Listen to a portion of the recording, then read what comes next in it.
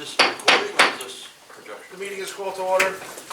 Let's all stand for the flag salute. I pledge allegiance to the flag of the United States of America and to the republic for which it stands, one nation, under God, indivisible, with liberty and justice for all. Rick, can you read the statement of certification of the meeting? The meeting has been certified according to sunshine law. Please call a roll. Chairman Venero, Here. Mayor Melham, Here. Mr. Conti, Here. Mr. Banda, Here. Mr. Gold, Here. Mr. Corvo, Here. Mr. Gaziano, Here. Ms. Wallman, here, Ms. Rico, here, Ms. Inaugurato, Mr. Sanabria, Mr. Di Lorenzo, Here. Mr. Harris, Here. Ms. DeVito, here. Chairman's comments. I don't have any comments at this time. An application before the board, we have PB 2018-07. The address is 630-666 Washington Avenue. Applicant is JCR Benelli, LLC. Lot 9101, lots 9 and 10. Good evening, Mr. Chairman, members of the board. Allison Cassetto from the firm of Price, Neese, Shulman, and Garminio, appearing on behalf of the applicant. I see there's no microphone, so I guess I'll just have to project. This application concerns the property located at 630 through 666 Washington Avenue. It's designated as Block 9101, lots 9 and 10 on the tax map, and located in the BG Commercial and Residential Zone. The applicant and owner of the property is JCR Benelli, LLC, whose principals are the owners of the Motorcycle Mall, which is located directly across the street from this property and has been in operation in the township since 1975. Just last year, the applicant purchased this property out of bankruptcy after it sat vacant and unoccupied for more than 20 years. A prior owner of the property obtained preliminary site plan approval with bulk variances from this board in 2008.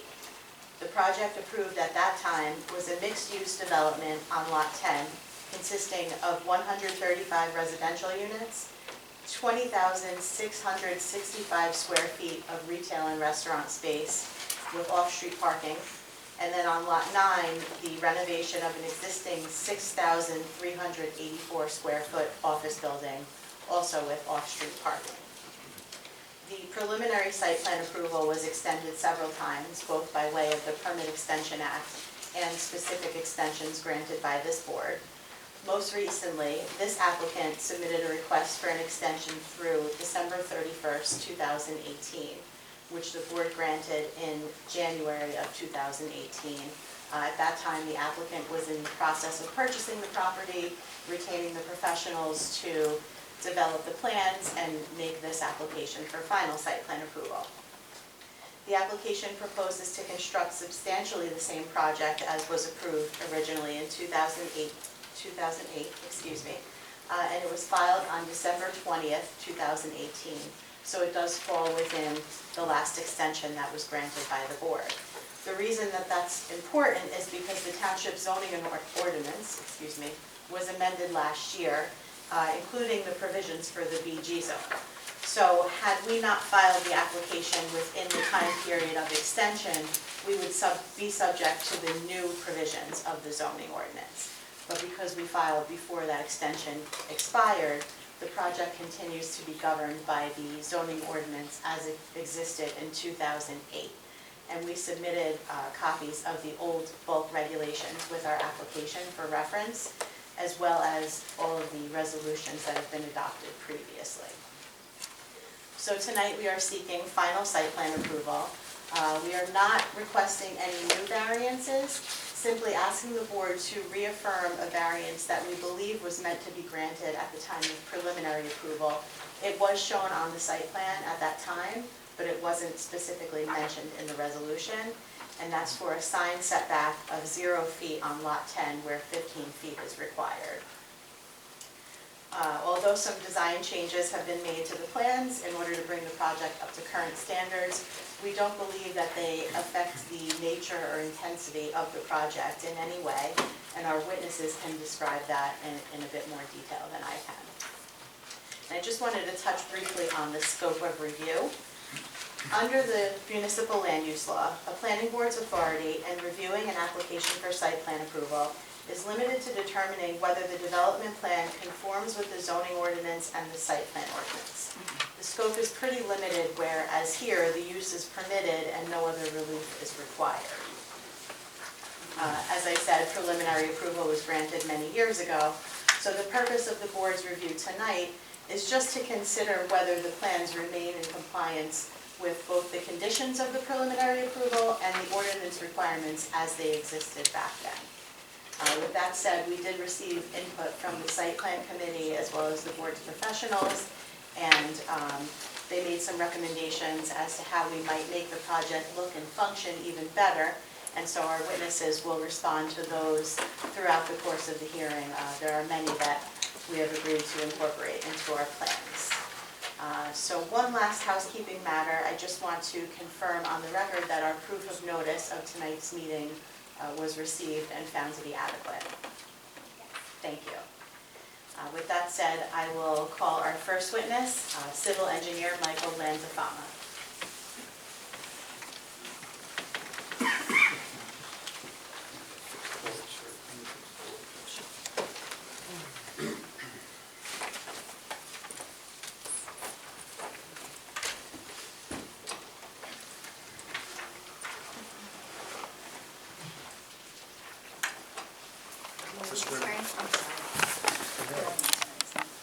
Do you swear or affirm the testimony you're about to give will be the truth, the whole truth, and nothing but the truth?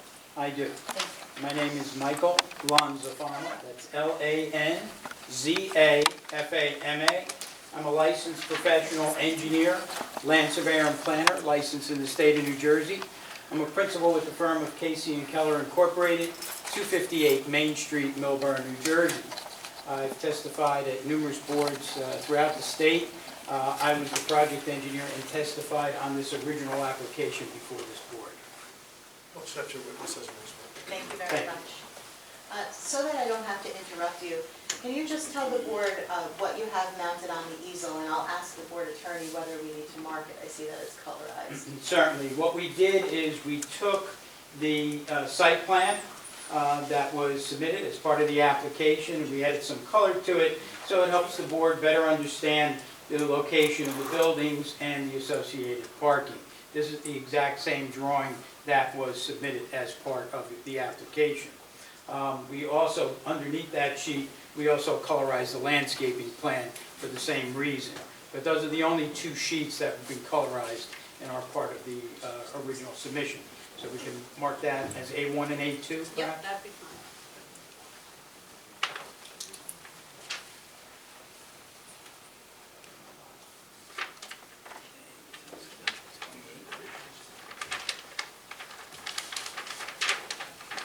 Okay, what I've marked as A1 is the colorized site plan with the latest date of December 12th, 2018.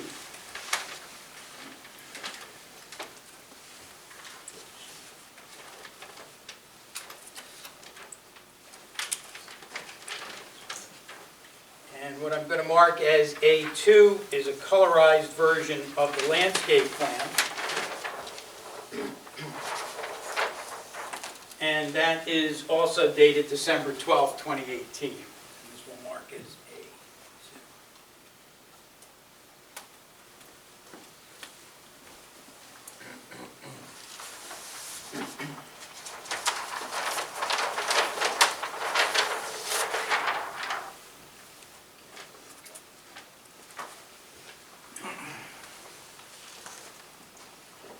So what we have here this evening is, as Allison pointed out, are the two tax lots that were part of the original application, tax lots 9 and 10 in block 9101.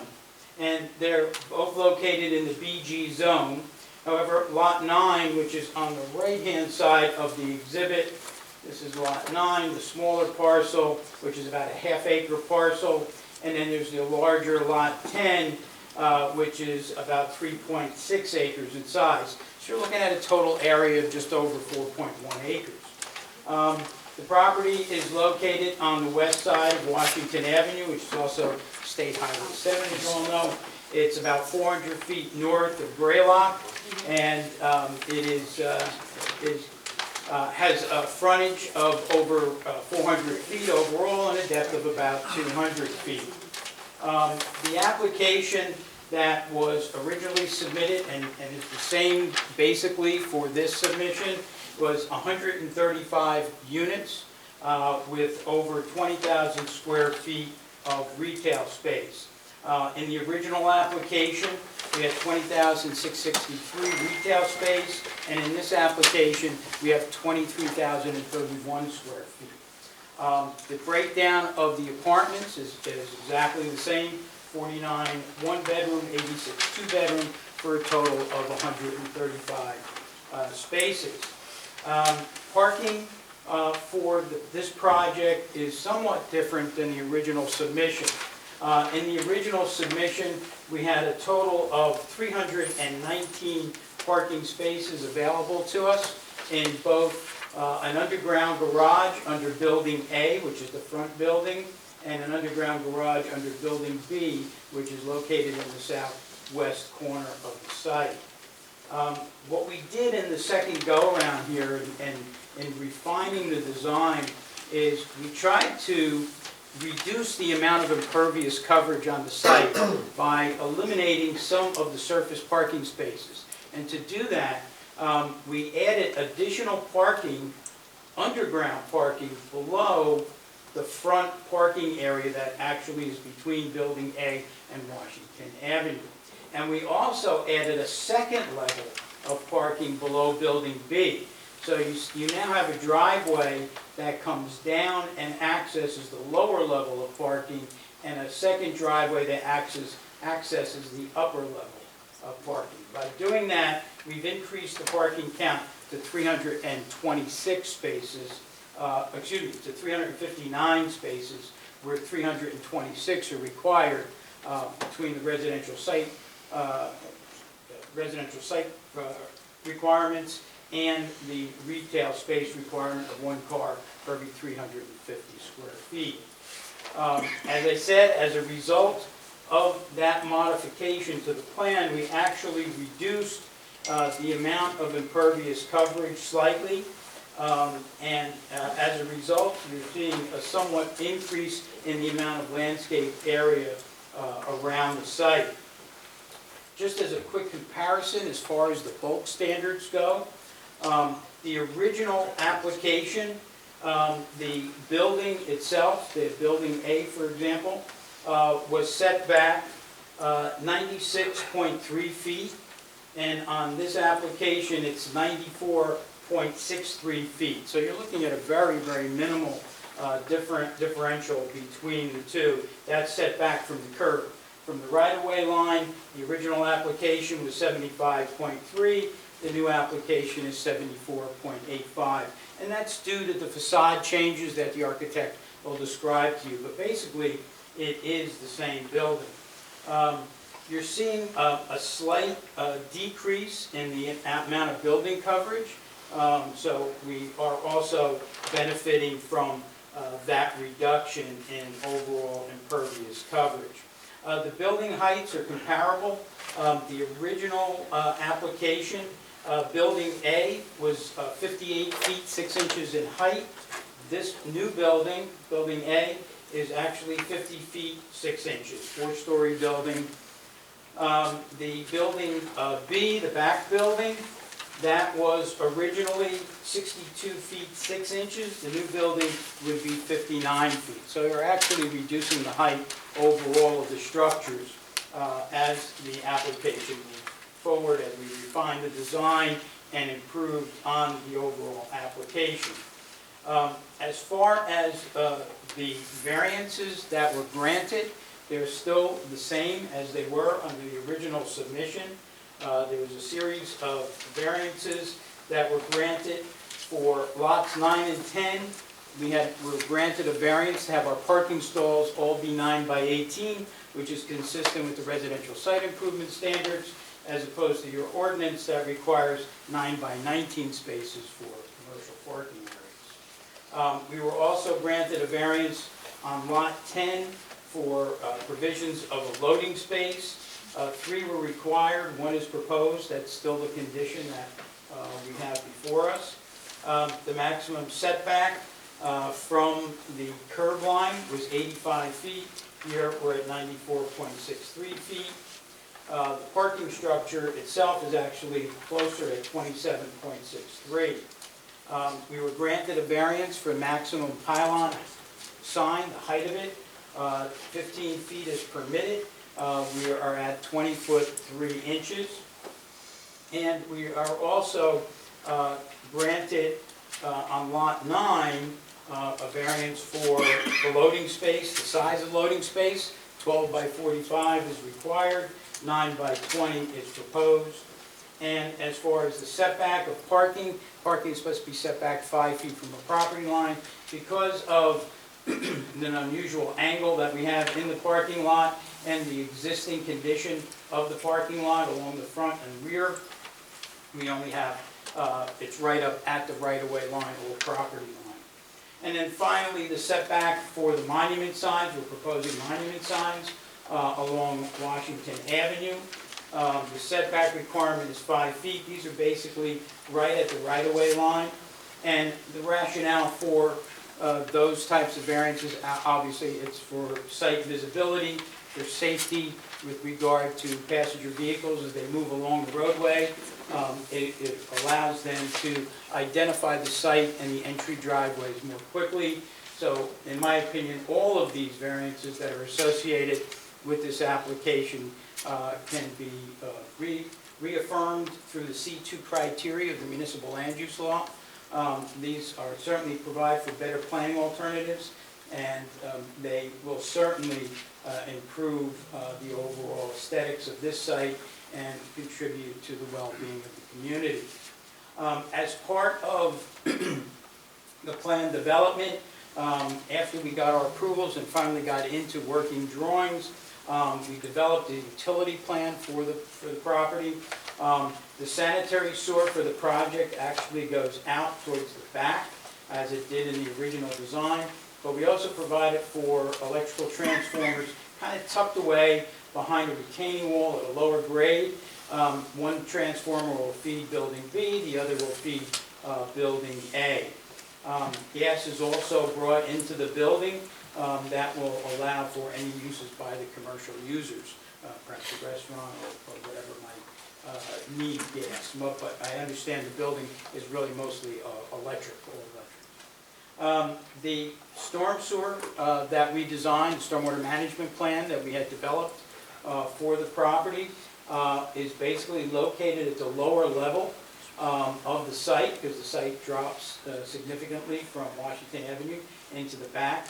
There's an existing 24-inch storm line that comes out of our property and ties into a 42-inch line that travels east and west parallel to our northern property line. And that system consisted of 60-inch diameter pipes buried in the ground. It had over 27,000 cubic feet of storage available. In the original design to treat the water so that it met the water quality standards at that time, we were using something called a vortex device. Well, that device is no longer approved by the DEP. So what we did is we redesigned the project to use what's referred to as a contact filter, which is a series of charcoal cartridges in a large enclosure, which is to be located on the northern end of the site. The stormwater will enter the detention system and then be cycled through this water quality device before it exits the site. So basically, the design of the stormwater management system has been improved of the original design, because the vortex devices only treated 50% of the stormwater, reducing the TSS removal by 50%. In the new design, we're eliminating 80% of the total suspended solids that come from the water column. So we did constantly upgrade the site, and you'll hear from our landscape architect how he reworked the lighting to use more efficient LED fixtures that have just come into availability in recent years.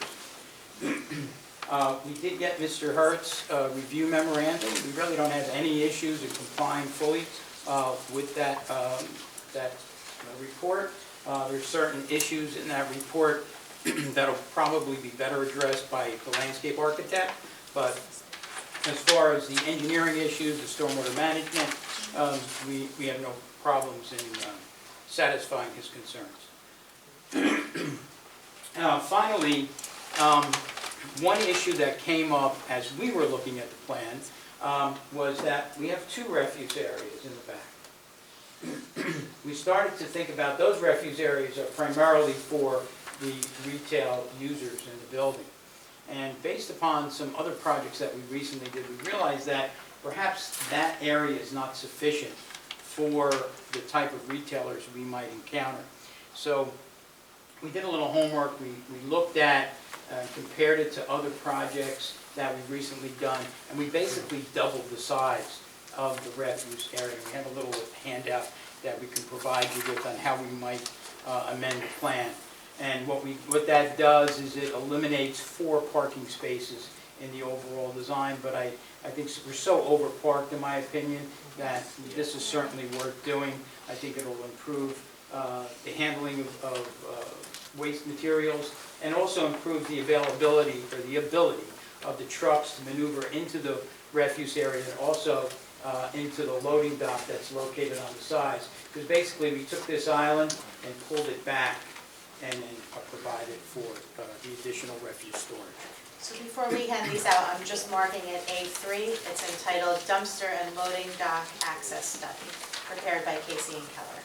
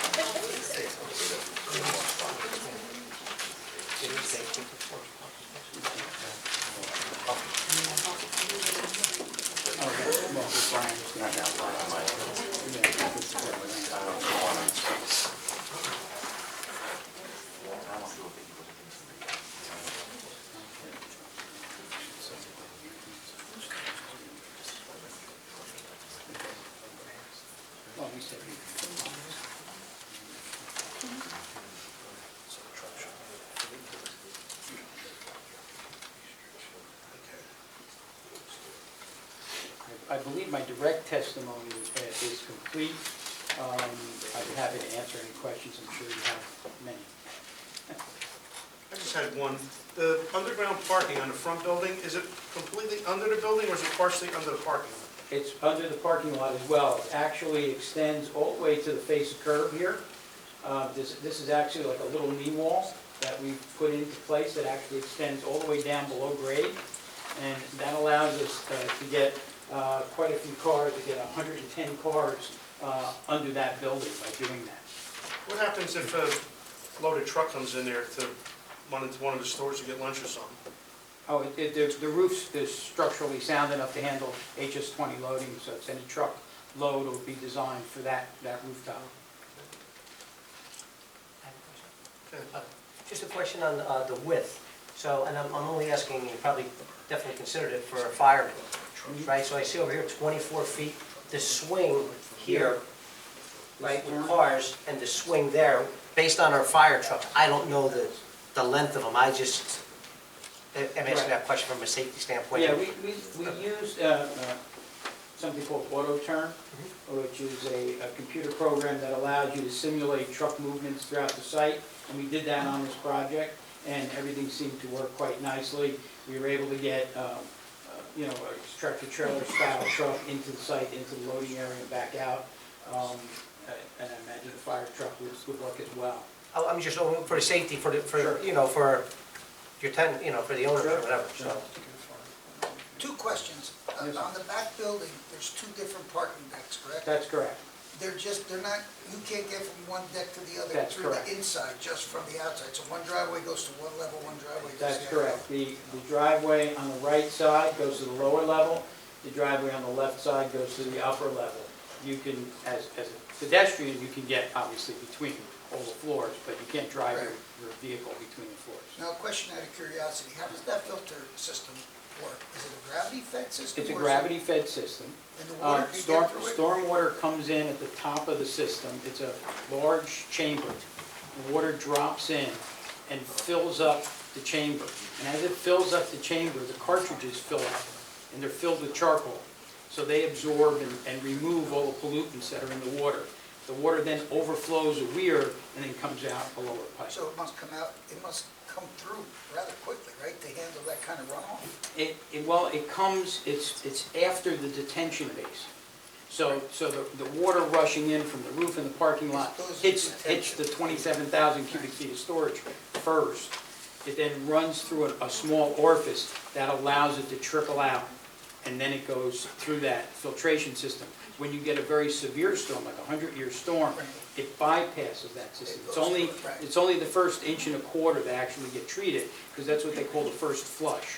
How many, That- would you call Car- cubic cartridge. yards is the detention basin? The detention basin is over 27,000 cubic feet. They're 60-inch diameter pipes. I believe there's 4 of them that are in parallel.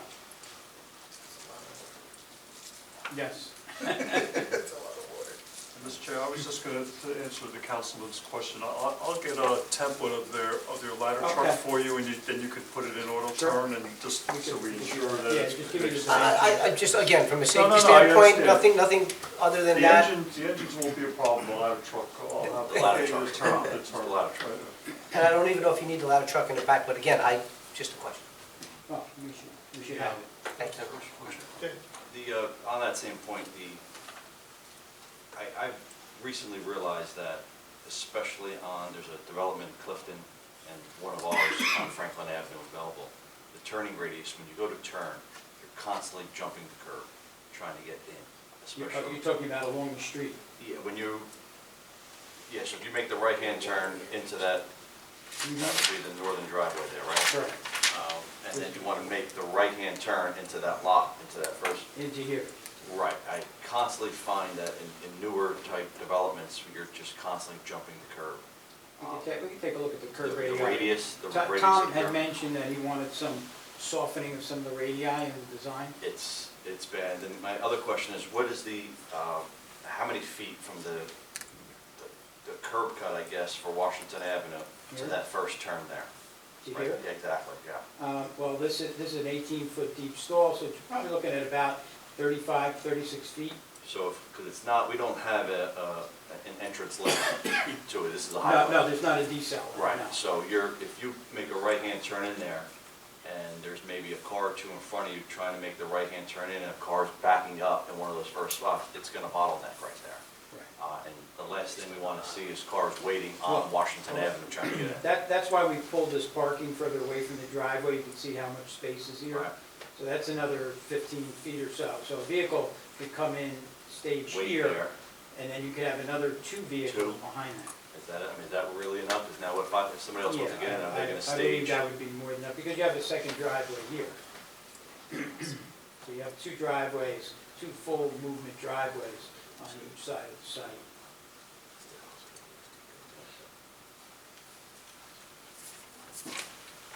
Any other board members have a question of this witness?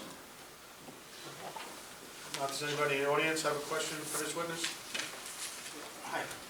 Good evening, Michael Sheldon, 47 Floyd Street. Just a couple of numerical questions. I realize that right now the testimony is just on civil engineering matters. Just to cast a little bit more light on what Mr. Conti brought up, detention basin, 27,000 cubic feet. Do the quick math, take the cube root, that's a cube 30 feet on edge. So it gives you an idea of how much water is involved there. There would be this room 30 feet high. That's a lot of water, pretty big swimming pool. Also, I have one more numerical question to ask. Sure. Earlier, you said that the lot size, if I remember correctly, has a frontage of 400 feet and about 200 feet deep. 200 plus. 200 feet, but that's about 80,000 square feit. I was just giving very, Right. very general rough I numbers. just want to make sure that I have the numbers correct. I can give you the exact numbers. All right, if you don't mind. Sure. The lot width for lot 10 is 396.62 feet. Okay. And the depth is 292.67 feet. Okay, And the lot width of Lot 9 is 144 feet Okay. with a depth of 150 feet. okay, thank you. You're welcome. All right, that makes more sense because originally I think you said 400 by 200, and that was about 80,000 square feet, and there's 43,560 square feet per acre, so it looked like there was only 2 acres there, but you said earlier 4.1 acres, but these, now I have the bigger dimensions, so I think the numbers make sense. Great. Okay, thank you, thank you. I just had another question. The firewalls, in between the units or whatever, they go all the way to the roof? I would defer to the architect on that one. Anybody else in the public have a question to this witness? No? Mr. Chairman, just one follow-up comment from me about the access from Washington. This will be subject to approval by the DOT, so they may have some comments about the geometry, excuse me, of the entrance drives based on speed and turning radius and everything. Thank you. Our next witness will be Brian Conway, also from Casey and Keller.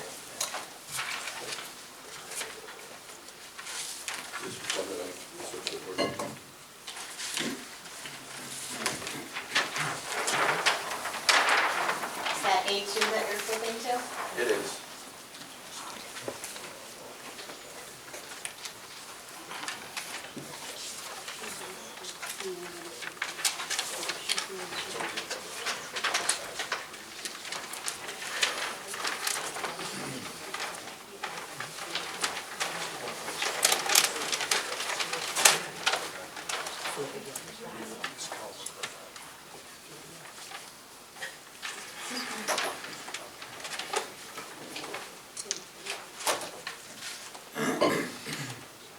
Sir, we are unmuted. Will you raise your right hand, please? Do you swear or affirm the testimony you're about to give will be the truth, the whole truth, nothing but the truth? Yes, I do. Thank you. Will you give the board the benefit of your educational background and qualifications? Certainly. My name is Brian Conway. I'm a landscape architect, professional planner. I'm here before you as a landscape architect tonight. I'm a graduate of Cook College, Rutgers University. I was licensed in 1992 as a landscape architect, 1993 as a professional planner. I've been before many boards. I was a city landscape architect in the city of Newark in the mid-90s. And I've been self-employed probably through the end of 2018. I went full-time at Casey and Keller January of this year. Well, accept your witness as an expert. And I had worked on the original version of this project back in 2006 and 7. Just so I can follow, are you starting with lighting or? I'm going to start with the lighting. Okay. Yes, I will. So when we first did this project, it was at the end of the metal halide lighting era, right before LED started. So what we got with the original lighting plan was basically the best of what was available at the time. So we had roughly 33 fixtures, 150 watts, and 8 of them were twins, so they were 300 watts. We had 25-foot mounting heights and a total power consumption with all the lights on of 64 watts. That included some building-mounted lights and some bollards and some other things. The way the metal halide lights worked, there was a lamp, and then around the lamp was a series of reflectors. And the series of reflectors is what would permit asymmetrical distribution. So when you have a light with no reflectors, you get a pool of light that's a circle or a cone. With the asymmetrical distribution, it lets you throw the light in certain directions to accomplish something that you would typically do in site lighting where you want the light to go forward or wide. With the metal halide, because there's a single source of light, you get a very bright pool of light underneath the light.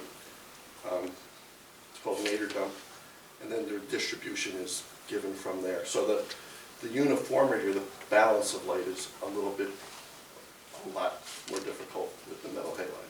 That's all become much easier with the LED fixtures.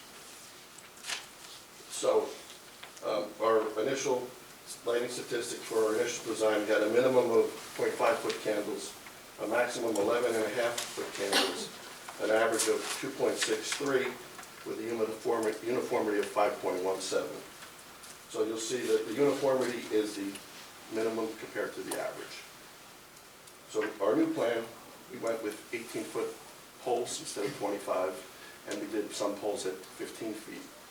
Our wattage per fixture on the 18-footers was 132 watts. On the 15-footers, they were 64 watts.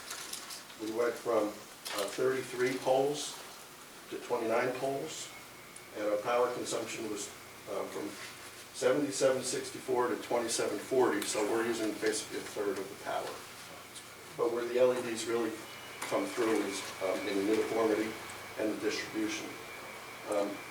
I can go through each area, but I think I could just speak in generality. Our minimum foot candle on site is 0.4. Our maximum foot candle on site now is 5, down from 11.5. Our average on site is about 1.5. We range from 1.3 in certain areas to 1.8 in other areas. I would say an average of 1.5 is probably pretty close.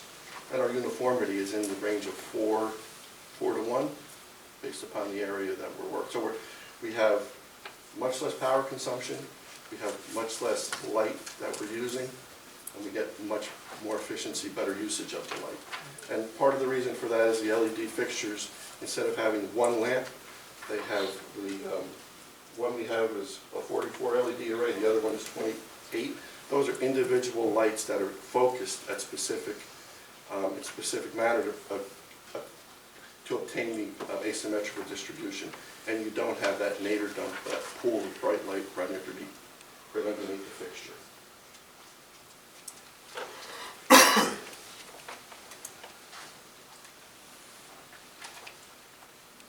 And we also on the plan, I just wanted to double check, we have a color rating of 3000 Kelvin, which is kind of like a halogen color. It's a warmer light. It's not the real blue that the LEDs had when they first started out. So it's a very, very comfortable and friendly light. So that's what I have on the lighting. I know that there was a comment from Mr. Hertz about the spillage.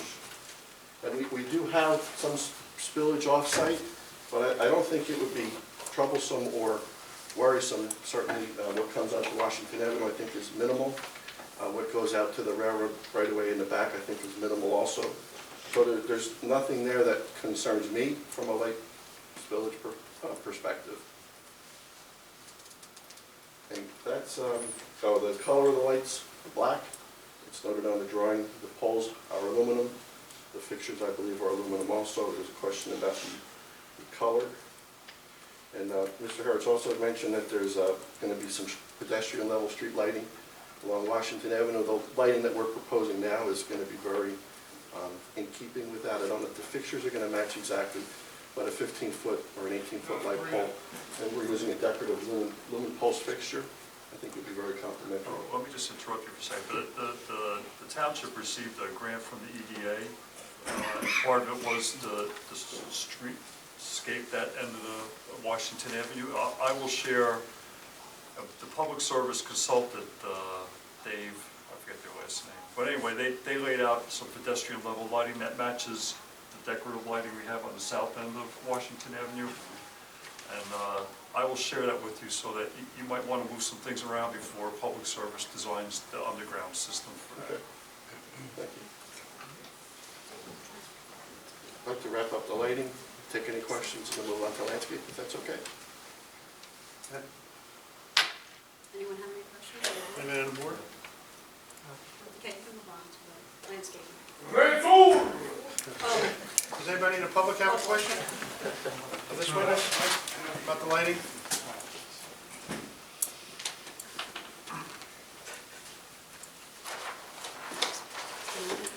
And the sheet that I was referring to is part of the plan set.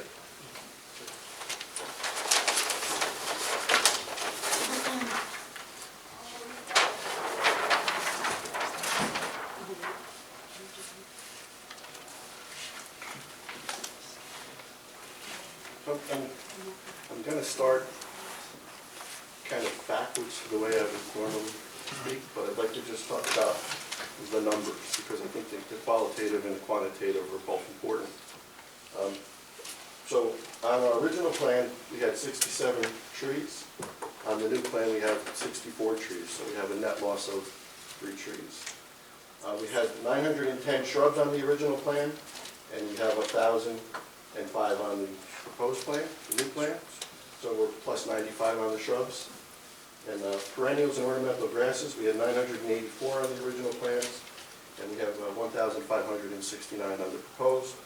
So we're 585 on, plus 585. So we have a pretty good substantial bump in all of the landscaping, except for the trees, which were 3. I think we're pretty close on that.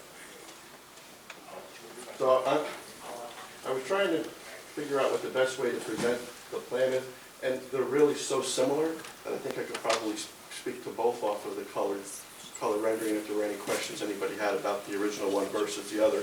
We have a copy of the original one. I could put it up there.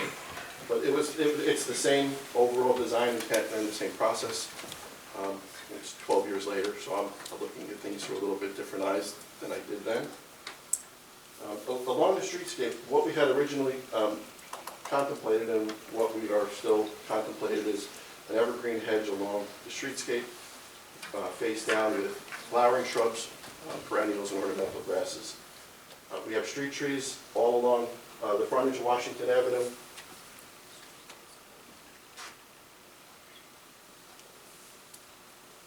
We have Zelkovas proposed, it's a vase-shaped tree, high-branched, good visibility underneath it, not a lot of conflict with vehicles or trucks. It works nice as a street tree.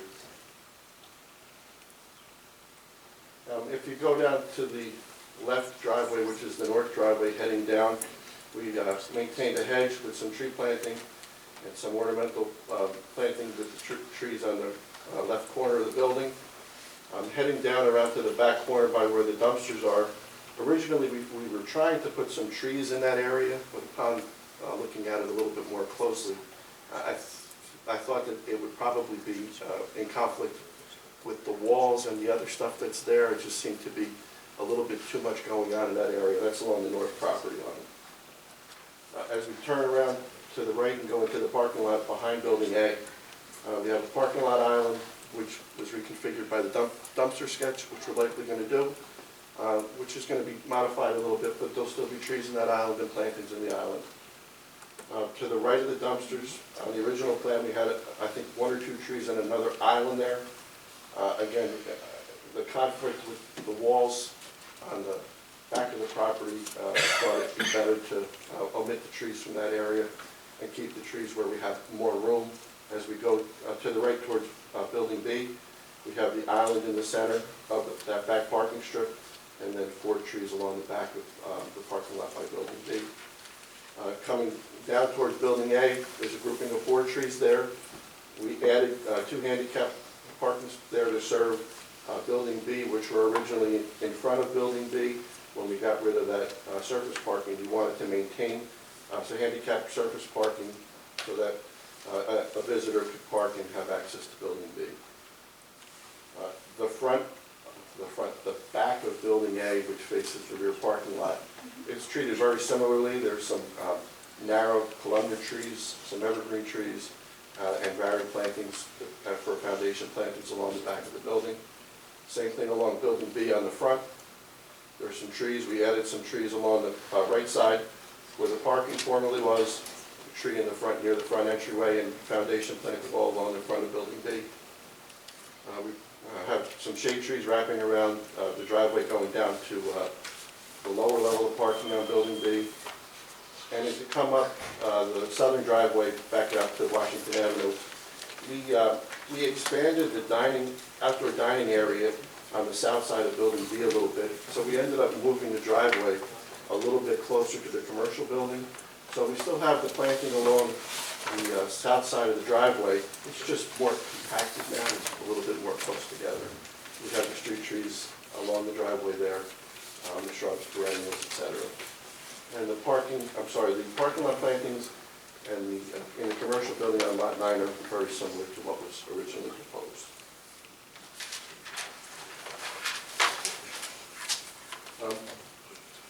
And our first go-around,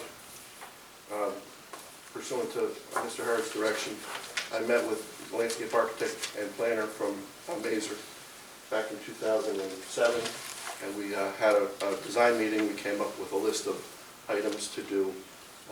I was able to find the list that we came up with, and they were mostly housekeeping, basically simple, add some notes to the plan and the other things, and then we'll accommodate all of those issues when we do the final go-around for any resolution compliance. And then regarding Mr. Harrod's latest memo, I don't believe that there was anything that was too onerous. The only thing that I saw that may require some interaction between us and Mr. Harris would be the streetscape.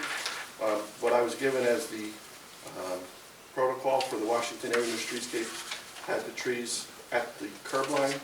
Given the power lines and the power poles there, that probably would make more sense to take the trees and put them to the back of the sidewalk, similar to what we have here, and then we can incorporate, whatever streetscape, between the trees and the street. We'd be happy to work with Mr. Harris to accomplish that objective. I would agree, because the proposed lighting is going to be between the curb and the sidewalk. That pretty much covers my direct testimony. If there's any questions, again, for the landscaping, I'd be happy to. Any board members? I have a question. Okay. The maturity level of the trees? The maturity level, how, The size they're being planted at, or how big they're going to ultimately get? the size they're being planted at? For the trees, the shade trees, we have a 2.5 to 3 inch caliper. That's the diameter of the trunk, 6 inches off the ground. Depending upon the tree species, they're probably in the 14 to 16 foot height range Planted. at planting. The ornamental tree, I have 2 Bracken's Brown Beauty magnolias at the back of the building. Those are 7 to 8 feet at planting. Majority of the flowering shrubs are 18 to 24 inches. The hedges are 24 to 30. I'm sorry. Yeah, I'm more concerned with the trees. So how high are they going to grow? All different. So we have skyline honey locusts. Those are probably going to be in the 40 to 50 foot height range ultimately. Platanus, bloodgood, London plane tree. They'll probably be 50 plus feet. You've seen them. They have exfoliating bark, creamy bark. Columnar English oak, which is a narrow tree. Probably ultimately going to get about 8 to 10 feet wide and maybe 25 to 30 feet tall. We have some lace bark elms and zelkovas. Those would be compatible in terms of size and shape. They're probably going to be in the 40-foot height range by maybe 15 to 20 feet wide. I don't know if, since you're the landscape architect, if you could answer this, or that'll come later, but maintenance plan. And the reason why I asked that question is I've spoken to Mr. Di Lorenzo in the past about other properties that have plantings, and then the trees die. And we don't really have a mechanism within the town to, there's no ordinance for that. That was one of the So items that was my on. maintenance plan is how, and can we make that a condition of? Yes, you can make it a condition. I'm sorry, Frank? You can make it a condition. That was We one don't of- have a that was one mechanism of- inside this town to enforce that. That was You one can of make it a the condition. items of conversation that I had with the folks at Mazer back in 2007. That was to provide a maintenance plan. So is there maintenance being provided right now? We don't have one right now, but there will be. Make it a condition? You Yeah. can make it a condition. The board's okay with that. Any other members of the board have a question? Not, does anybody in the public have a question of this witness? Not, you proceed. Thank you. Wait, Our- hold on, Vic. Vic Capucci, 61 Continental Avenue, MAFF-UCCR. I was just wondering, depending on the location, if it would be possible to put in some cherry blossom trees instead of some of those. You don't have to answer it now, but see if you can work it in. Is it something the applicant would consider? I think we're open to looking into it. Sure. Okay. Thank you, Vic. Proceed. Anybody else, no more questions? Getting back to his Sorry, cherry sir, tree, your name? Brian Banda. B-A-N-D-A? Yes. Oh, you're on the board, correct? No. No, different Banda. Different band. Okay, then I know your address, I'm sorry. cherry blossom trees make a lot of mess around town, and I have to clean it up around my house. I'm not in favor of the cherry blossom trees being planted on any property in Belleville, no more. That's just a statement. Thank you. Something the applicant should consider when Again, we'll look reconsider. into it. We don't know if they would be appropriate or not, but we're Okay. certainly willing to look into it. All right, thank you. No further questions, guys? Our next witness will be our architect, Joseph Benelli.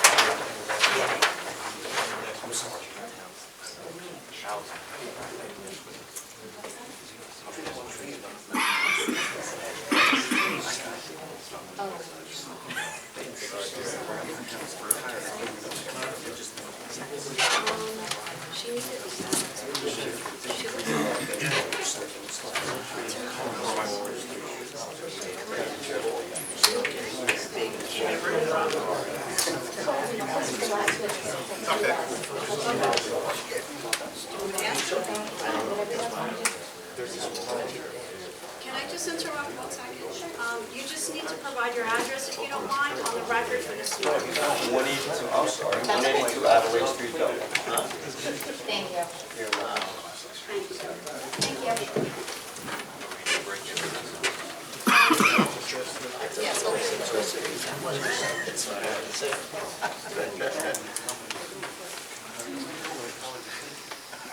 Will you raise your right hand, please? Do you swear or affirm the testimony you're about to give will be the truth, the whole truth, nothing but the truth? I do. Thank you. Good evening. My name is Joseph Haynes, the firm of Basta Haynes Architects from Montclair, New Jersey. I graduated from New Jersey Institute of Technology in 1991, and I became a licensed architect in the state of New Jersey in 1993. I presented over planning boards throughout the state of New Jersey. I've never been in front of the planning board here, but I've been in front of the zoning board a few times as well. We'll accept your witness as an expert. Thank you. And you prepared the architectural plan for this project, correct? Yes, I have. Which is then correct work. Maybe the best place to start is just an overview of the design changes that were mentioned from the project that received preliminary approval. Do we want to mark it as an example? I It's a believe part. that's the same as what was submitted. Okay. Correct me if I'm wrong. I redated the drawings, I'm sorry. I redated old drawings because I have little minor changes on each one. So if you could put them as exhibits, that would be great. Okay. A4?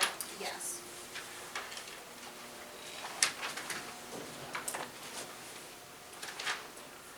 A4 is T1. Let's go through them all real quick.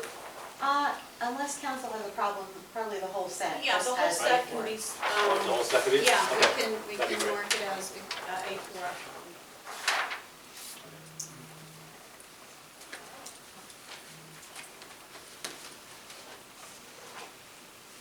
Okay, mostly the only changes that we had to the two buildings, Building A and Building B, was more aesthetically from the outside of the buildings, and on the inside, we changed a lot of the amenities. We brought it back from a 12-year-old design to the current design. On the exterior of the building, we adjusted some of the balcony locations in order to break the facade up more, so instead of it looking as a longer building with a larger mass, we used the balconies and the materials to divide the building up, hoping to try to create more of a streetscape of more of a vertical building than a horizontal building going across. Some of the materials that were on the building previously was darker brick, very heavy, so we tried to lighten it up with, but we still have brick on the corners, some cast stone. I'll show you a rendering in a little while, but we introduced some wood siding at the balconies as a different material, some stone on the bottom on the retail level, and then some metal panels on the upper facades also to break up the building material-wise and penetrations. Inside the building, I could walk through the plans really quick. We adjusted a lot of amenities for today's needs in apartment buildings. We increased the size of recycling rooms, we increased the lobby space. So if you don't mind, I'll just run through the floor plans real quick.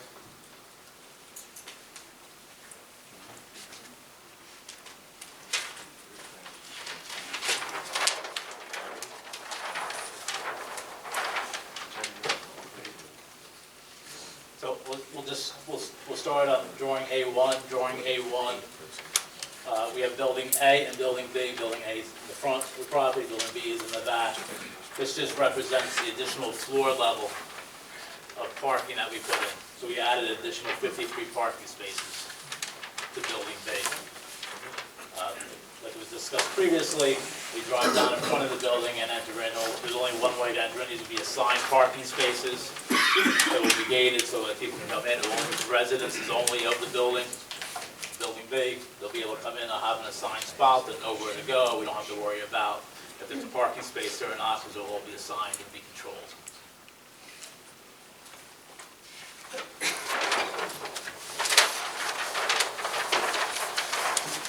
Drawing A2, if you look at building A in the front, building A, we adjusted a lot of the lobby area in the front. It had a few overhangs, so we didn't change the footprint of the building at all. What we did is we just recaptured some of the overhang space on the first floor because the original design was lacking what we have today as far as requirements for recycling rooms, proper trash rooms. We put a vestibule in, it wasn't a vestibule in the space. We added a larger residential lobby down there, so you have a gathering space down at this level. Also wait for Uber to come, for food to come, and all the other stuff that happens in a residential building. We added a mail room, again, for deliveries for Amazon, something big enough where you can have bins in there, lockable. All those amenities got increased to this lower level down here. And as discussed before, we also added additional parking spaces underneath the parking lot of the retail above. Both this additional parking and the parking in building B were captured because of the grade conditions we really have out there. When we first looked at this property with the client, we realized that how much space we had because the property drops down. Instead of filling the lot in and bringing additional dirt in, we were able to capture additional parking spaces under the parking lot and under the back building. So it reduced bringing more dirt onto the property and gain more parking spaces. Back in building B, we did the same thing for the lobby area. We created a vestibule, we added additional lobby space. Both these lobby spaces counts towards our amenities because there's concerns about how much room we have amenities, indoor amenities for the tenants. So I feel both these lobbies, plus on the second floor we'll discuss the lounge and the gym that we have enough recreation space for the tenants. Again, recycling, trash was all redeveloped in these plans.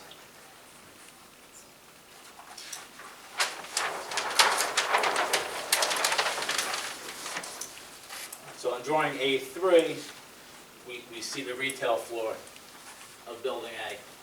And so we developed 10 stores right now of retail sizes. We're anticipating possibly larger units at the end, maybe restaurants that go on both sides, something of that nature, and more smaller retail stores of about 2,000 square feet in the middle. So right now we have it broken up into 10 stores.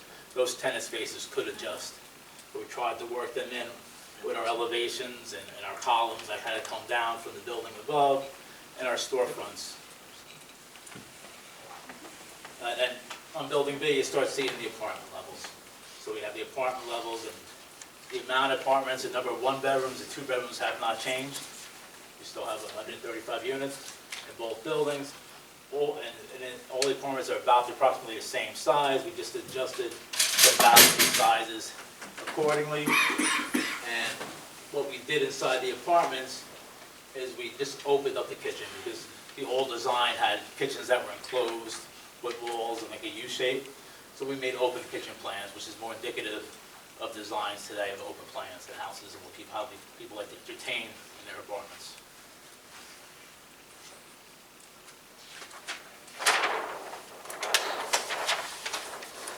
And then the rest of them, I made some minor changes because as we were looking for our presentation, we realized we had some clerical errors on just what was 1 and 2 bedrooms, so I just highlighted them in red here.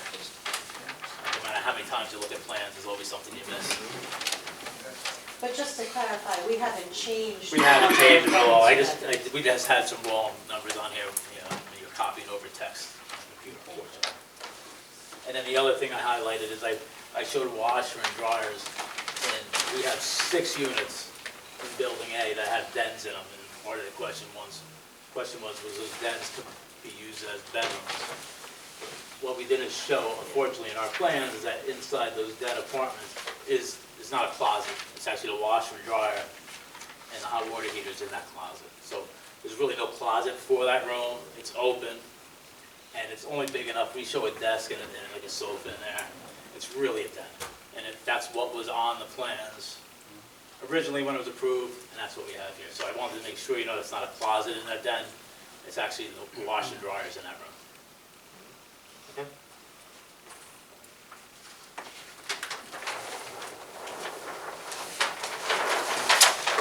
And I just want to go over drawing A5. Drawing A5 shows rooftops, and we had a little workshop meeting and discussed amenities in the building. Besides the amenities we have of the gym and a lounge, we also incorporated rooftop patios on both buildings. You're going to be able to get views of Manhattan from there. Part of our workshop discussion was to incorporate maybe a bathroom up there too, so when they're up there, they don't have to run down to their apartments. So I hatched in gray on the back of these drawings. I added to the penthouse because we have to bring the elevator and stairs up to that level for handicap accessibility, for egress. I have to bring a stair up here and I have to bring a second means of egress up. I'm bringing 2 sets of stairs up to the roof so we can have the roof patio. So we incorporated a little bit bigger penthouse in the middle, and we're able to put a handicap bathroom in there, a storage room for both buildings, and I put a little kitchenette out in the hallway too, so if they were planning on having grills up there, they could go over and wash something out, prepare something real quick. Not too much, because I don't want to make it something that have to be clean, like a full kitchen up there, but just enough to wash, so we gave that little bit of amenity up there as well.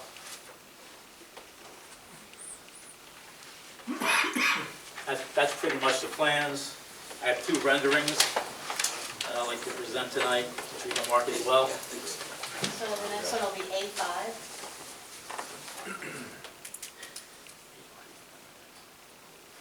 And A6. Yep.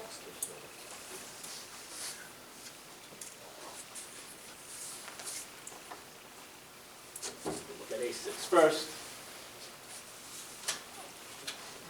You can see it. So this is the rendering. Sort of an aerial view. It's similar to the one that was previously presented. It shows building A and building B. It shows our rooftops. It shows all the storefronts coming across. It shows the plaza we create, the front signs, everything that was approved last time. We really didn't change much of it. It shows that we got possibly a restaurant with a seating area on the side over there. And like I said before, we're looking at different materials across the front, sort of breaking up the facade so it has a little more of a streetscape, and it's not a horizontal, but more has some verticality to it. And we did that with materials of brick, and we recessed some of the brick back with different color brick in it, so we have browns and grays. We have the metal panels separating, and then we're recessed back with the balconies. We're looking at the wood color siding back there in order to change materials. Down on the lower level, we're trying to break it up a little bit too, with brick, some stone veneer, some different color brick, all creating a little bit of a different pattern as you walk down our street front.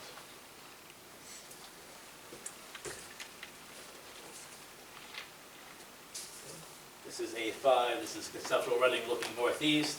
This is a little bit closer up view as you would pull in, the kind of view and the kind of look that we're hoping that we would present.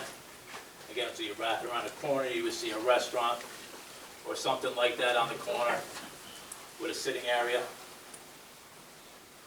And then you see the street front of the stores and the ins and outs of the building and the cornices that wrap around.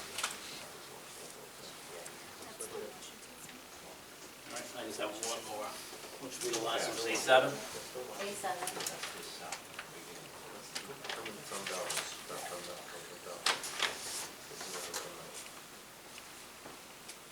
All right, so this gets over, I call it streetscape.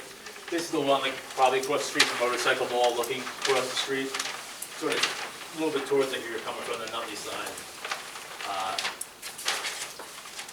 And very simply, you can just see the different materials, presented in different view. Is there any chance you could, maybe that first one that you did, I know you have 3 there, can you maybe just pass that one? I have a smaller version of everything if you want. Even better. Yeah.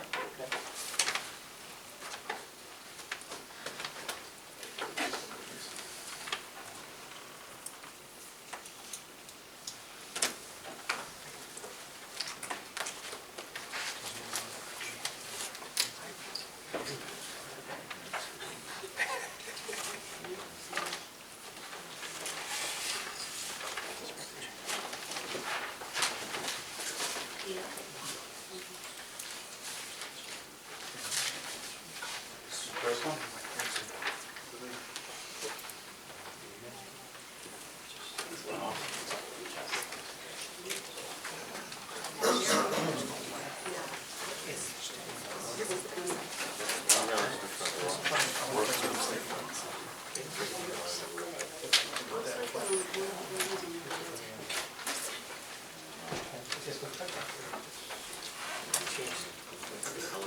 I just had a question, between each unit, is there fire ratings between each unit? The walls? Between vertically and horizontally.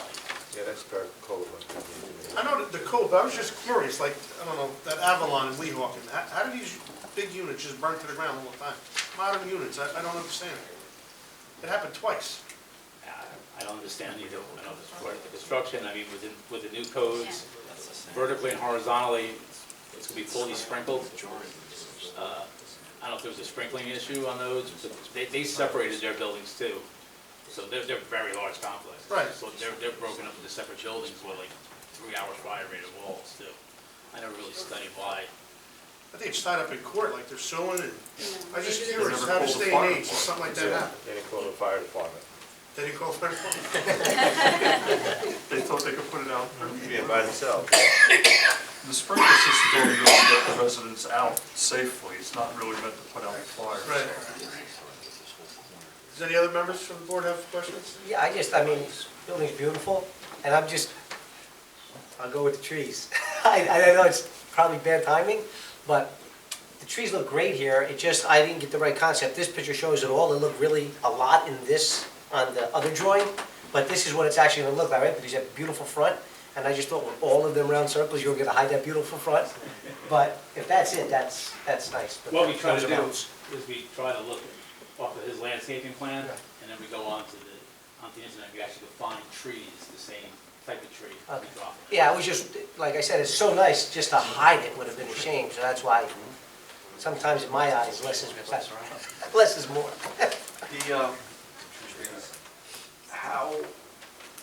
How final are we with the materials for the facade and the, We're open to my client, but, Would you the know, applicant consider any other kinds of yeah, is that, I mean, is colors that of the north and the south? It seems the majority, I mean, I like the, what would you call it, the panel, the wood? the wood side. Right, I like that on the, I guess The inlet, it softens it up on the inlet. right, I like that on the inlet, I like the metallic or whatever those square panels are on the. The metal panels. Right, that sticks out. It just seems like the majority of it is that stucco on those, the north and south side? and Two that ends of the wraps all the way building. around They're it? Yeah, the two ends of the building. It's brick? It's brick. It doesn't look brick, it's, Yeah, sometimes the printer, that's actually gonna be brick. So the 2 ends are like bookends, so I want it to be okay, a it brick. looks stucco to me, it looks. Yeah, it's gonna be masonry, it's gonna be brick. So I want that to have that bookend look, and it's gonna tie the 2 ends of the building. It doesn't seem that way. It just seems like it's, Yeah, we did, so that's the reason, so- Maybe we could pass this on. If you don't mind. is it brown color? What kind of? That brown, it's like a brown brick.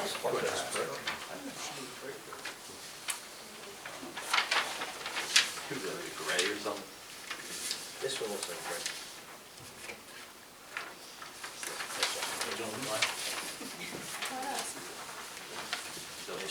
Just the little panels, the silver. Maybe we're getting confused on the side. These are the ends. The ends pop out.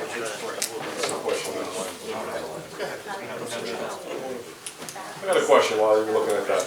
Obviously, there's gonna be a lot of activity at this location. Is there gonna be any type of security camera system there? Oh, sure, absolutely, the whole building, all the lobby space, you know, all the public spaces will have it, outside of the building, I around mean, the they're building. gonna be individual, parking each lot. store individual have to get their own, or will the whole Inside the complex stores, have- they would have their own, but any, you know, outside the store, along the sidewalks, all the common area of the apartment. Will there be an office for that, or like someone will manage that, who'll be monitoring that?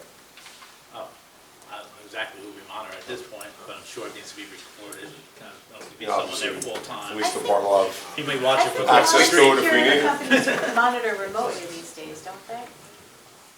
A lot of it's recorded. You know, if you're gonna have a full-time, if something, if an issue happens, then you go back to the recording. You know, I don't know if you're gonna have a full-time person monitoring it. As long as there's something there, I'm sure we'll be all right. Any other members of the board have questions of this witness? I just have one question. I don't see it anywhere. Any bike racks, bike parking? Well, bike racks? We don't propose any at this time, but it's probably a good idea to do it. That'll be more of a question for the the civil engineer. Wasn't the bike In the garage parking below for the actual residents, we were gonna Okay. have, oh, I'm sorry. I'll take care of it. Yeah, okay. Sorry. What we'll propose to do is we'll have some bike racks for the residences inside the garages. So it'll be secure. What happens when, scooters, scooters or anyone that has a bike and, you know, they're trying to. Something for the patrons. Something for the patrons. Yeah. We can find room. We'll find room for it on the site. That's a great suggestion. Any other members of the board? If not, is there any members of the public that have questions for this witness? Michael? You again, Michael Sheldon, 47 Flood Street. As a follow-up to Chairman Venero's concerns with what happened with Avalon and other similar structures, is the interior of this building going to be made of steel or is it wood framing? Is it going to be steel framed or wood framed? Steel and concrete up to where the apartments start, then it becomes wood above that. So the apartments themselves will be wood framed? That's correct. The parking decks are steel framed? Correct, and we have to have a certain fire rating between the parking garages that are retail space from the residential. It's just too bad that you couldn't extend steel framing for the residential areas, because, you know, for example, the motorcycle mall, the way that's built, that could take a direct 10 megaton detonation and it'll be open for business the following day. But, you know, I guess because of cost, it's going to be wood framing, but the retail, all of the retail is in Building A, the front building, there's no retail in Building B. That's correct. All right. And as far as accessibility to the retail space, can pedestrians from the sidewalk reach the retail space, or do you have to actually physically drive inside in order to get to the retail? I'm asking you, for the public to come to this, who may be walking on the sidewalk, will they be able to get to the retail space? Because you said there's a row of hedges. I just would like to know if there's direct accessibility to the retail space from the sidewalk, or do you have to go inside the premises to get to the retail space? so the retail space has a sidewalk in front of it. All right, So we have parking in front of the retail space, okay. and we have additional parking behind Building A that they'll park at for the retail space. And if you're parking behind the Building A, you'll be able to walk on sidewalks on either side, and then there's sidewalk across the front. So people passing by, walking along Washington Avenue. Oh, to coming through Washington Yeah, if Avenue? they're walking on the sidewalk, will they be able to? Yes, easily get to- right in the middle of Building A, we have an access, You have a corridor to get to the an right. access for them to come Alright. across, the plaza. The next question is, I know that the two structures have 135 residential units, but I haven't heard the breakdown. What is the number of one-bedroom and two-bedroom, and if there are any units beyond two bedrooms? All right, so in Building A, we have 63 units, and that's broken down to 21 one-bedrooms, Right. 36 two-bedrooms, and 6 two-bedrooms with a den. Okay. And in Building B, we have 72 units, and that's broken down to 28 one-bedrooms Right. and 44 two-bedrooms. Two bedrooms. All right. One of the concerns, I happen to be trustee for the Belleville Board of Education. While I always preface my remarks by saying I'm not speaking on behalf of the board, Nevertheless, I am a board member, so I have to be concerned about the impact projects like this could potentially have on our school system. Quite a number of two-bedroom units here, which in my mind means that there will be a significant number of children living on this site. Have you done any analysis, any projections as to the expected number of children this structure will generate? No, I haven't. No, all right. All right, but it's safe to assume, based on some other demographic studies we've done board last year, we have a demographer, Whitehall Associates, and they had analyzed other looming projects. Just, off the top, with 30 or 42 two-bedroom units in Building A and 44 two-bedroom, we're looking probably at least 60 kids. No. I think that's. Well, it's one chart. It's 9 to 14. That's the Rutgers study, 9 to 14. That study is subject to debate. Well, that's what it is. Over the years, we've heard many planners come before here. Mr. Banda, you've only been here for a year, but we've heard many planners come here and lowball the numbers for obvious reasons, and the reality is usually markedly different than what we hear with the planners. Planners have a vested interest in getting these projects approved. So that leads me to my next question. This project is not in a redevelopment zone, it's in the BG zone. But nevertheless, will you be asking for any sort of tax exemption or pilots in order to facilitate the financing of this project? As it stands now, no. As it stands right now, but you can't rule out that you won't be asking for tax abatement. There's no way to say what will happen in the future, but as it stands now, this is not a redevelopment project, so it would not be eligible for that. All right, so you're planning to build this with just fair market considerations without any tax exemptions? At this time, that's what's before the board. All right, I hope that is reality. Last question at this point. You mentioned, I like the feature that there's going to be some sort of rooftop patio plaza. We recently approved, I'm on the zoning board as well, I have multiple hats in this township.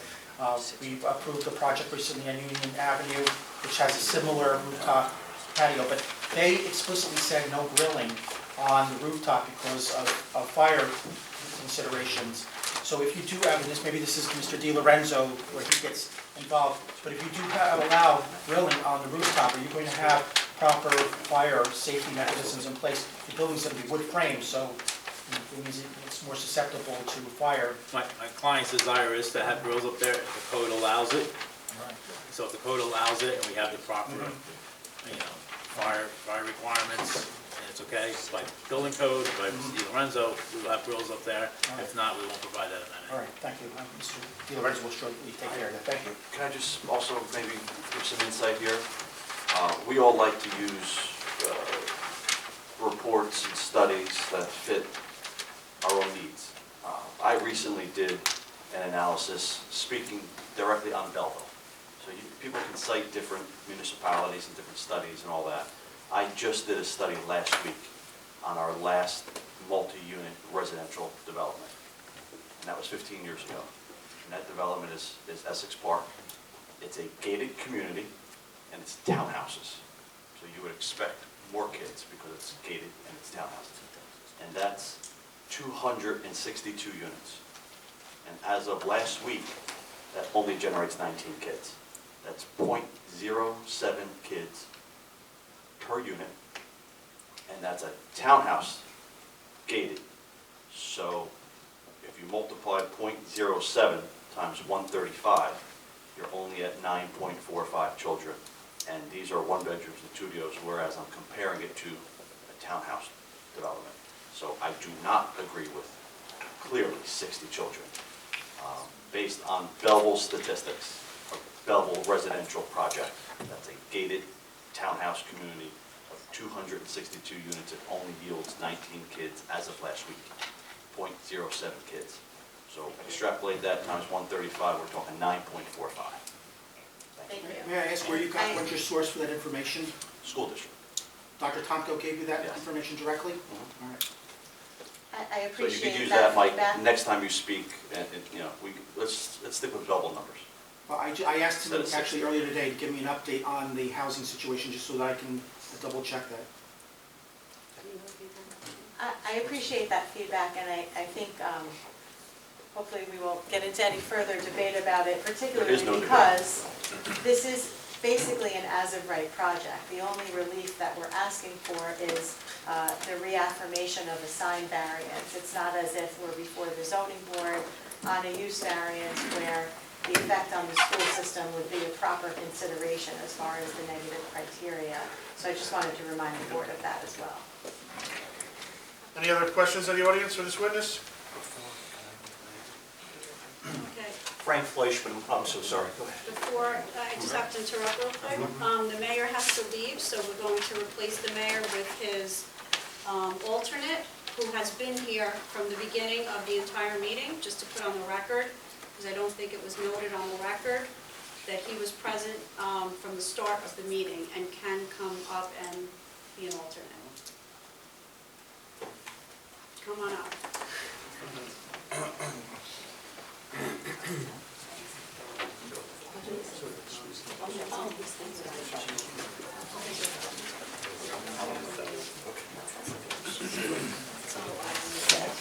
Yeah. Also for the record, we're going to need an alternate vote from our second alternate, Donna Pricko. So I just want to put that on the record, that she's also been here from the beginning of the application and the beginning of this meeting. Thank you. Proceed. Thank you. Frank Fleischman, 132 Franklin Street. Not sure if you can add, you can answer this. Was a traffic study done at all for this property? Yes, it was. Next agenda. Okay, I'll be quiet for now. Hi, Carmela Fleischman, 132 Franklin. Can you go back to the front picture? Rendering? Yes, please.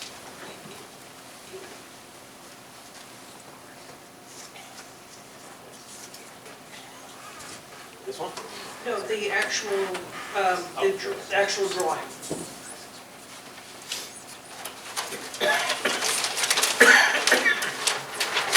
Yes, thank you. Actually, this helps you. This is the color version of it. Okay. Now, the property we're speaking of is the property, empty lot next to the shop, right? Yes. Okay. Now, would this be the facing, the balconies would be on Franklin, or excuse me, Washington? These would face Washington Avenue, correct? Oh, okay. I don't know if I'm allowed to ask, but is there any way I can get pictures, the color pictures of these renderings? You can view any of the renderings, anything part of the application. If we have extra, I'm sure they'd be happy to give it to you. You have a right to look at the entire application. Okay, thank you. Any other questions from the public? If not, you can proceed. Mr. Chairman and members of the board, I have to apologize because our final witness was going to be our traffic expert. Unfortunately, he had a death in his family today and was not able to come. So what I'd like to do is just have a brief conversation with you and with Mr. Incandola about the traffic impact analysis that was updated and sort of get a feel for what we need to work through. Because as set forth in our traffic update, we did do updated counts. And then our traffic expert also did additional counts after that and sent them to Mr. Incandola, which was when the kids were in school, because it had been noted that our update as submitted, the counts were taken on the day when school was not in session. And based on his report, I don't think that Mr. Incandola took any issue with the conclusion in our traffic update that current conditions did not negatively affect the analysis. And I want to walk a fine line, I'm not trying to testify, but I'll defer to him. It did not appear to me that he disagreed with that conclusion. Yeah, swear him in and he can put that on the record. Do you swear or affirm the testimony you're about to give will be the truth, the whole truth, nothing but the truth? Yes, I do. Thank For you. the record, Brian Intindola, spelling of my last name, I-N-T-I-N-D-O-L-A. I'm a traffic consultant to this application on behalf of the Belleville Planning Board. As characterized by the applicant's attorney, I did have a dialogue with Mr. Doug Poliniak. Unfortunately, his father passed today, and we were saddened by that because His brother also works for the firm, his brother Greg, so my condolences to the Pliniak family. But in speaking with Doug, he did updated counts in 2019. Unfortunately, that was the 2 days for President's Day, or President's Week, that Belleville was off, and so it was Nutley. So he did a recount. The recount did not show any substantial difference in the PM traffic volume. So in my mind, and based by the empirical data provided by Mr. Pliniak, the traffic data presented in his update is valid. Just so the board gets a sense, and not to go too far afield, and not, the applicant has represented that this is 134 residential units, 26,000 square foot plus or minus of retail space, and a total of 359 parking spaces. As most traffic engineers will testify to, Mr. Pliniak did the trip generation between the original application in 2006 until now. It's been noted by Institute of Transportation Engineers that these sites are generating a little bit less traffic. That's been accounted for. That is the reality. And what we had suggested, and to cut to the chase, is that what we would like to see, and I think the applicant tried to do this back in 2006, was to have some way of stopping traffic for pedestrians. What we're recommending is what's been installed, I don't know if you're familiar, down in Rutgers, New Brunswick, on George Street. It's called a Hawk. It's a high intensity actuated crosswalk. So basically, it's dormant until a pedestrian hits a button. They want to cross the street, and I'm just going to refer to A7. If it could happen, and with the DOT approval, you could have a traffic signal basically at the plaza end, and it can go across and communicate across the street, across the 4 lanes of traffic. That's my primary concern with this project. The access to the access, and the trip generation is not so intense that the 4 lanes of traffic on Washington Avenue couldn't handle it. It is a state highway, it's Route 7. The applicant is going to have to go through a laborious approval process with the DOT, but while they're at it, they might as well ask if they can put in the pedestrian actuated traffic signal, which in my mind, between Graylock and Hancock's, it is nowhere safe to really cross the street if you're a pedestrian. And if this is going to tie into the rest of Belleville, I think that might be something that the applicant should really look at, and to see if they can get the DOT approval for that.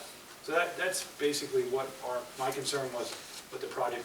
And I think that goes back to the original process in 2006, where they tried to get a traffic signal there, and the applicant was willing to get a traffic signal, but because they couldn't coordinate with 4 different property owners, it was not going to happen. And that's pretty typical of New Jersey. But this might be self-contained in the applicant's site frontage, across the street to not common ownership, but a similar type of ownership that it could land right in the front door of both across the street from a motorcycle mall. And I would really like to see the applicant make a good go of that, and to see if they can get that approved. So that's what, that's really what my concern is. So I just want to ask you, do you want to continue to another meeting? I'd like to see if we could resolve tonight. Okay. So I'd like to just keep talking about this issue, and if we can resolve it, great. If not, then we'll have to return Okay, with so our traffic basically, expert. are you willing to take into consideration? We're willing to take it into consideration. I just need to qualify and clarify a couple of things.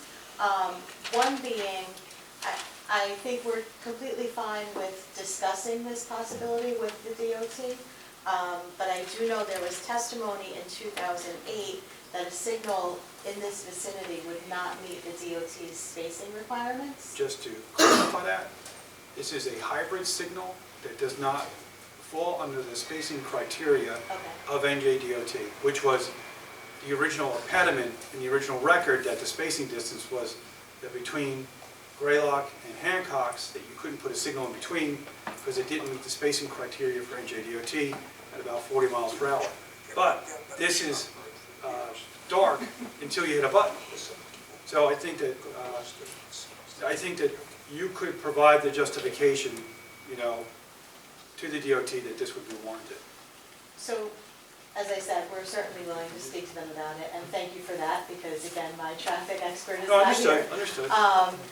The other thing is that this would be an off-track improvement.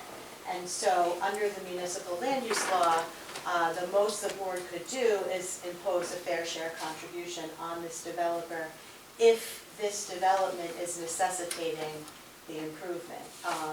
And that's a bit of a gray area, which I don't think we're going to resolve tonight, that we're directly necessitating this. But I also am not aware of a township ordinance setting forth a formula for calculating such a fair share. And maybe Mr. Di Lorenzo can educate me on that. If I could, if you're going to the DOT will tell you what the fair share is during your access permit process. How would the DOT? Based on the levels of service and what you're trying to get for pedestrian access. Right now, pedestrian levels of service, if that's your criteria, is F. And you're bringing it up to A in the levels of service. So the fair share, if you're willing to pay for your fair share, I think that's all we can ask you. So that's all we're asking. So this is what I would suggest. If the board is willing to approve, I don't know what, we'll see what the board is on their votes, but if they come to a conclusion of approval, we can make it a condition of the approval. I would make it a condition of the approval, because although it might be nice to have that pedestrian walkway, I agree with the attorney who says it's not, the project shouldn't be subject to having this pedestrian walkway. It will be a nice addition, and if they're willing to do it and pay their fair share, that's great. Well, we can make it a condition. That's all we're asking. Like, But I'm saying, I would make it a condition that it has to be done. No, That it won't be that this. they entertain It won't be like yes. that. It'll be a condition that they're going to look into it. If it's an approval okay. for the DOT, Right. then they will comply. Right. If they can pay their fair share contribution, then they will comply. Yeah, I think And if the it's owners will be if it's just disapproved and not allowed for some reason, they'll show proof of same, Right. and Sure. then they can't meet it. So Right. that's how it would be written, not that they would have to have it, and if the DOT disapproved it, then they can't have it. That's not Right, how and that it was my point. It's not that the applicant is not willing to pursue this, it's that the condition as it was written in 2008 was very short and sort of cryptic and didn't address the many what-ifs that followed and that will follow now, because we don't know what the DOT will say or what the fair share would be, et cetera, et cetera. So as long as the condition could be written to be in accordance with the law, I think we're fine with it. Frank, I just have a question. I mean, the town really doesn't have much to say about the traffic. It's all DOT approval anyways. It's basically DOT, but like we said, we can make it a condition they can explore it. Just to explore it. Yeah, that's fair. With that said, I think that gets me through the traffic issue, I hope. Any questions from you? Okay, at this time, does anybody in the audience have a question?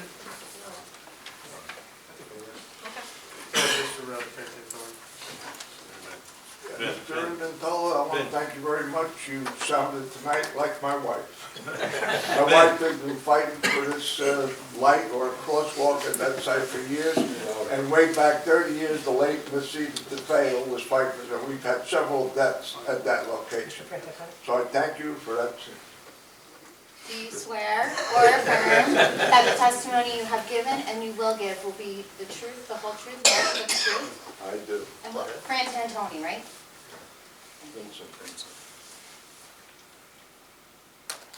Yeah, that's a serious problem. I mean, we shop at ShopRite all the time.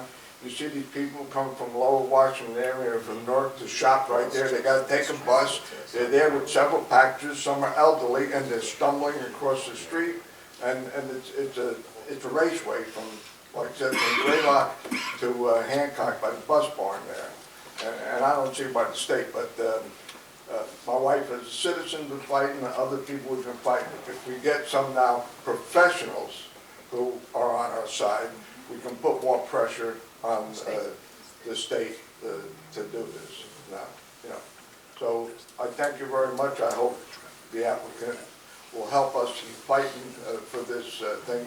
It's needed before we wind up with another death or even injuries, as they say. Is this the final testimony? Yes. In addition, I initially was the major objection to the project were short parking. There was going to be shared parking there, which doesn't work. I see many developments where it work. I have a couple of offices I work for. They got approved for shared parking. There's fights all the time about people in there, you know, and this wasn't going to work with shared parking because the busiest day of retail is Saturday, and that's when most of the homeowners are home. So I'm glad to see they added, I think, 40 parking spaces. I think that's what they added, and the parking problem is serious. And the other thing I'm happy to see, this is not 5 stories in the front, which I think is hideous. I would prefer 3, but this 2, 3 floors is not the monster 5 stories. So, Thank you, Mr. Francis. So I just want to get it straight, so you're in favor of this application? Yes, finally. It only took how many I'm in years? favor with a caveat. I'm willing to go the And you have 5 reasons why you're in favor of it. Did I hear that right? Yeah, you know, let me tell you I like something. that. Let me tell you something. There's many planning and zoning board hearings. I think I've attended every one for the last 40, 45 years. Where I sit here, mute. That means I'm for them. Okay? And well, then you're not paying attention. My good friend, you know, Mr. Gassion, the attorney, we had this out with a couple of, oh, you're against it because I was against one of his projects. The next meeting, I brought him a whole list of things you got approved. I never raised my hand. So that is an approval. I'm not afraid to speak up. I'm happy. Well, because you're new here and you don't know me that well. I think you made a couple errors in the beginning. Touche.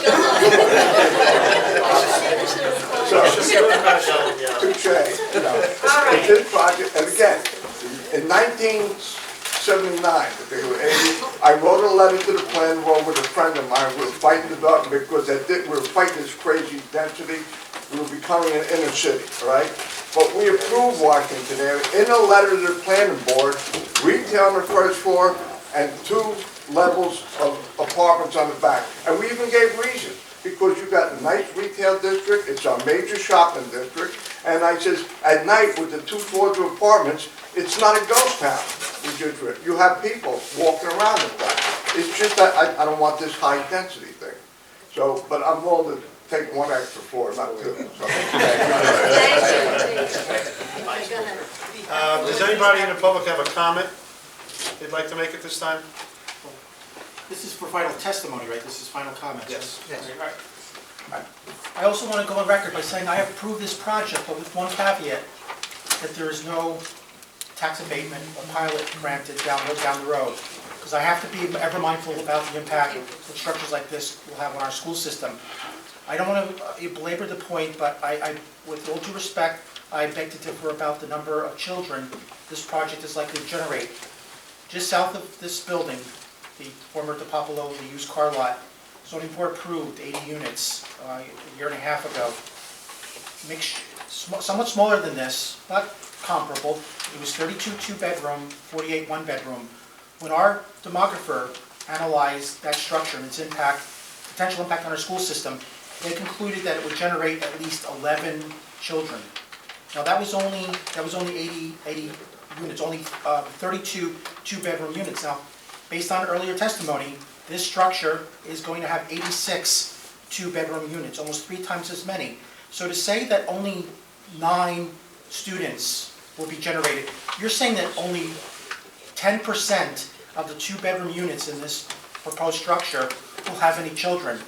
I think that's ludicrous. Well, one thing I cannot interrupt you to say is just because you have children living in the house doesn't mean you're not going to send them to a Catholic or a private school, because I know many people that do. So not every child that lives in that building is going to want, or the parent may not want them to even attend public school, especially if you can afford the rent that you're going to be paying. So you're not talking about low-income folks. They go to other schools, but to say that there'll only be 9 to 14 children in this structure, I think is ludicrous. It's more, the number I gave earlier, 60 may be a bit too high, but I think realistically, you're looking at anywhere between 30 and 40 kids at a minimum from this structure. And of those children, the vast majority of them will wind up in the Belleville school system. So as long as this is done with normal market forces and people are paying their fair share of taxes, fine, because the Belleville Board of Education will be able to handle the additional capacity. The issue becomes, and Mr. Graziano is a former trustee, I hope you will agree with me, the big issue becomes when a structure like this gets a tax abatement, because the only tax revenue the Board of Education realizes in that event is the tax assessment on the land value. The improvement value goes to this, almost all of it goes to this building. And what that means is that the Belleville Board of Education has to provide services to all these new kids without any additional I know financial this resources. is a debate for another time, but the Board of Education can strike a deal with the municipality to still be reimbursed for the children in the school. I just want to interrupt for a In other minute. municipalities, We you always can't, have that argument. And listen, I would vote affirmative on this plan even if there was an abatement. but we So can't. it's up to the Board of Education I realize to strike a that deal with the the municipality, in my tax opinion. abatement and goes to the abatement council violence is level. Yeah, outside the that's scope not of this something hearing. we can do. But I just want to go on record that, provided again, that this is done with normal market forces. and I only address it Fine, because it's fine. addressed at every time there's a residential building that's proposed, we go through the same argument. I'm just letting you know where my head is at. I would have approved it with or without a pilot, and it's up to the Board of Education to sit with the municipality, because I'm also a resident, and if there's a large influx of kids, then they should strike a deal. But I don't think that you should, I know it's not the subject for this year, but unfortunately, the town hall doesn't really seem to have much concern about the impact that tax abatements have on the school district. And that's why I'm here tonight to, again, I'm not speaking on behalf of the board, but I am speaking as a trustee and as a concerned citizen of Belleville about the effect of projects like this when they're financed via pilots or. Thank you, Mr. Sheldon. Thank you. Anybody else? Can I share? Can I just respond? One second.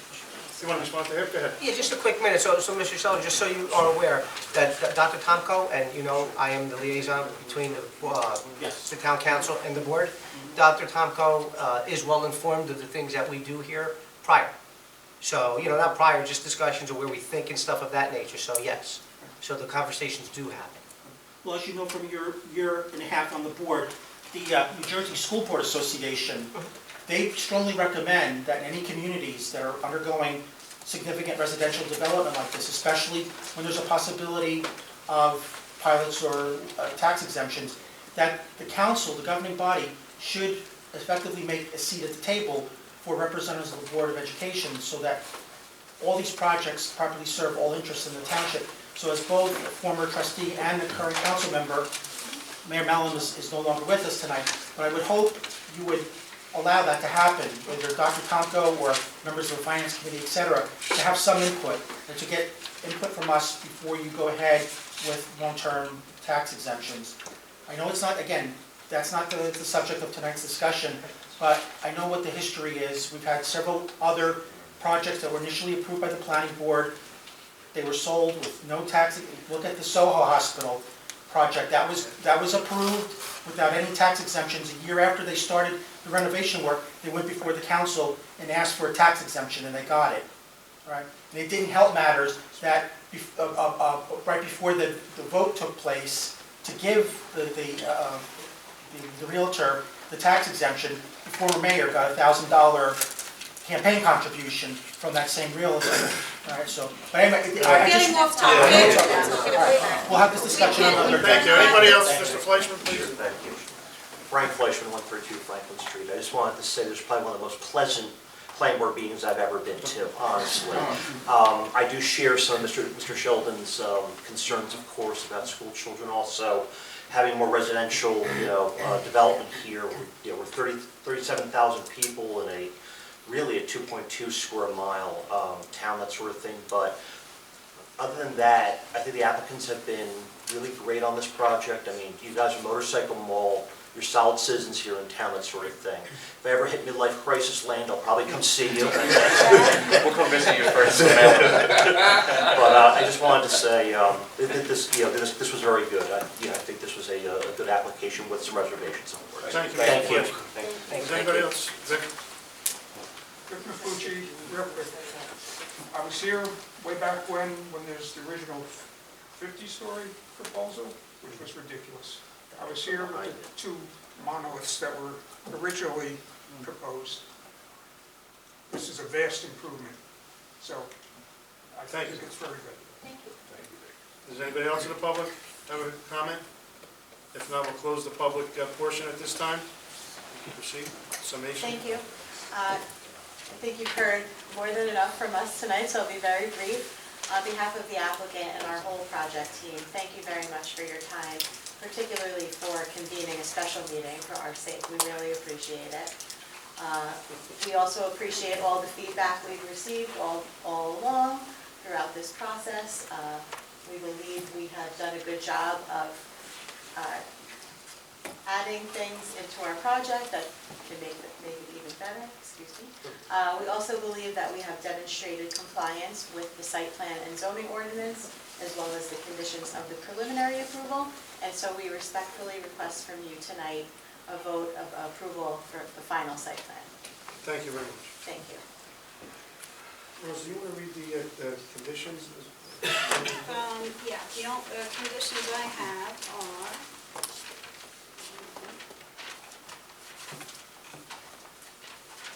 Look into the pedestrian plan. yeah, I have, looking into the DOT, if it's, feasible by law, if it's possible. I have, I think, that's it, that's all the condition I have written down. They got bike racks. What was They it? want bike racks up on the, Oh, the bike racks? Well, they have them, right? They're in there? no, they were. No, they don't. They For don't address the patrons of the people on retail Washington and Avenue. restaurants. Yes, but they can. Okay, so, and the bike racks, were there any other? And I think, Tom was just gonna find out about, share the engine size from the fire. That's, Oh, yeah. okay. So the condition of the pedestrian, look into the pedestrian crosswalk, with the DOT and the bike rack for the public. And my And the, Frank's reports. And of course. Mr. Herrick's report. Yeah, if there's an approval. Mr. Di Lorenzo and Mr. Herrick's report. I don't know that I received a report from Mr. Di It's in Lorenzo. his comments would be in the denial letter. Okay. So we're clear, right? Mr. Di Lorenzo's report, Mr. Herrick's report, the pedestrian, we're gonna look into the pedestrian crosswalk with the DOT and a public bike rack. I just, I don't think I ever received Mr. You get it, like your very first letter of denial from Mr. Di Lorenzo's office, we'll talk. She'll send it to you tomorrow. Yeah. Sure. I just, It's probably a denial letter from a while ago. okay. That's probably the reason why. I'm just hoping there's nothing No, objectionable. your no, most no, no, no. in-depth report is gonna be from Mr. Herrick. Yes, that one I have. That would be, yeah. I'm just hesitant to say yes to a report that I haven't seen. Just say yes. Yeah. If it's just a letter of denial, then obviously. And then you guys came back with the plan, so everything would have been addressed. Okay. Would someone like to make a motion for I'd like to approval? make a motion to approve the application. With the conditions stated. Corinne, could you please call the roll? I'm sorry, who was the second? Second. Oh, thank you. Chairman De Niro, Yes. Mr. Zangari, Yes. Mr. Conti, Yes. Mr. Banda, Yes. Mr. Gold, Yes. Mr. Corvo, Yes. Mr. Graziano, Yes. Ms. Baumann, Yes. and Ms. Rico. Yes. Thank you all very much. Thank you. Congratulations. Thank you, thank you. Someone like to make a motion to adjourn the meeting? Motion. Second, 22nd? Second.